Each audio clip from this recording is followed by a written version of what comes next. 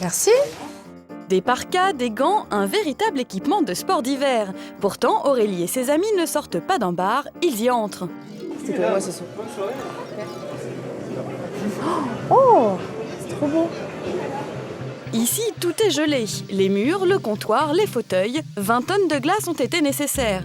Des soirées givrées, c'est la grande tendance du moment, mais forcément... Ça caille quand même. Ah ouais, là, il fait vraiment moins 15 là. Pour se réchauffer, rien de tel qu'un cocktail, dans des verres en glace bien sûr. Brisons la glace. Santé. On a l'impression que ça va être glacé, mais pas du tout. C'est juste frais. Comptez 38 € la demi-heure dans ce drôle d'igloo, de quoi refroidir les plus curieux.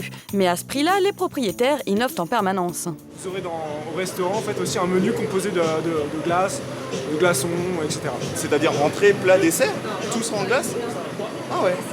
Glacer ses repas, c'est la nouvelle tendance pour rafraîchir de manière originale ses recettes d'été. En effet, souvent reléguées au cocktail sucré, glace pilée, glaçons ou glace carbonique prennent aujourd'hui leur revanche en cuisine. Rendre ses plats givrés, Lucie, cuisinière inventive, s'y adonne sans compter. Là, ça a la bonne consistance, ça a un peu épaissi, comme une chantilly. Dans son mixeur, non pas un dessert, mais une mousse de mozzarella. Mais la véritable originalité de sa recette, c'est ça.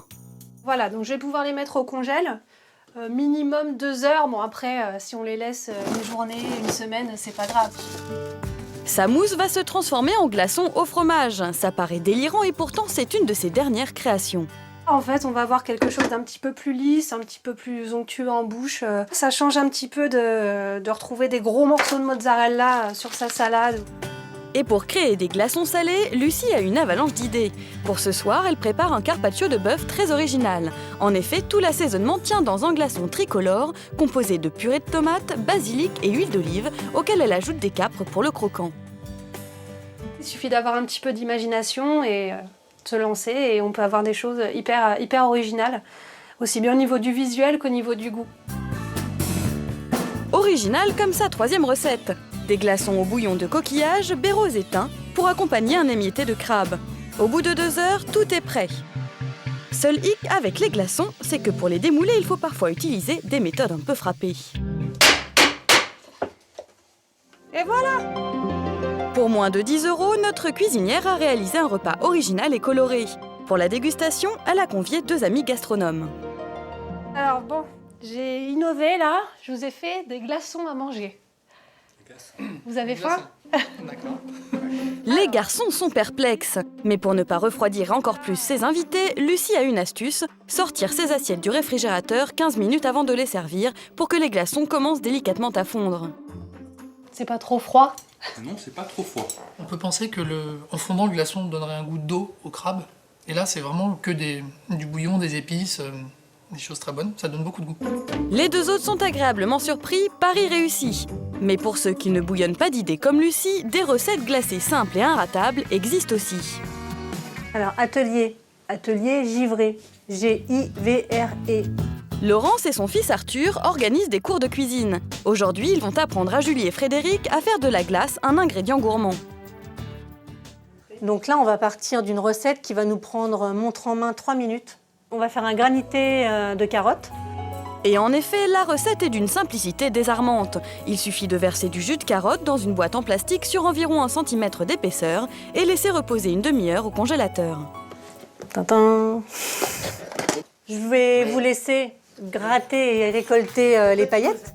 Et la technique du granité se décline à l'infini avec toutes sortes de jus de légumes, avec ou sans aromates, ou de jus de fruits pour une version sucrée. Il y a toutes les saveurs acidulées qui ressortent avec le côté givré. La deuxième recette, une soupe verte glacée, nécessite à peine plus de préparation. Émincer une courgette, une gousse d'ail et une poignée de fans de radis, recouvrir d'eau, ajouter un cube de bouillon de volaille et laisser mijoter 8 minutes, puis passer le tout au mixeur.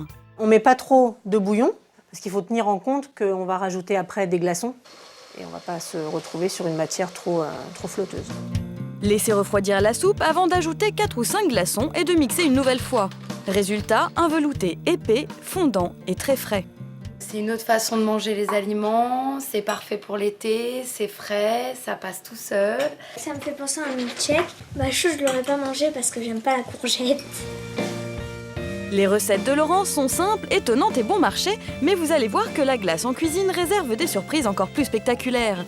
La preuve dans ce parc d'attractions où l'on se permet les expériences les plus incroyables. C'est génial. Hein, on croirait que ça fait la nappe sur la table. Regardez. Cette mystérieuse fumée n'est autre que de la glace carbonique. Mais le plus étonnant, c'est qu'ici, elle ne sublime pas uniquement la déco. Le chef Noël Gutrin l'utilise de l'entrée au dessert. Démonstration avec une soupe de cèpe. En introduisant une petite cuillerée de neige carbonique, il la transforme instantanément en sorbet.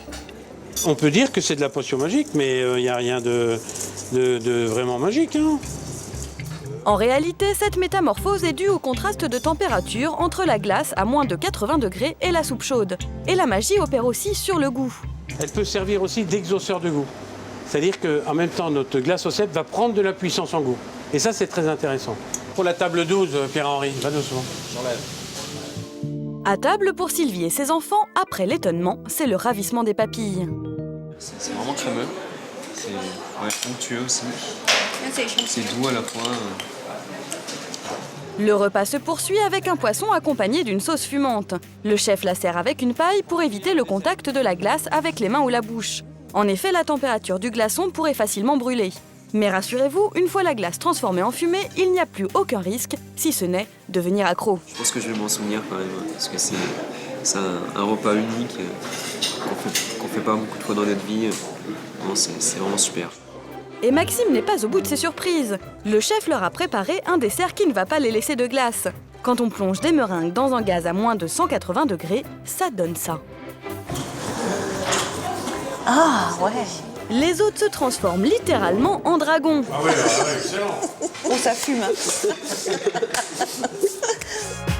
Alors entre glaçons salés, soupe glacée ou granité, n'ayez plus froid aux yeux, osez la cuisine givrée.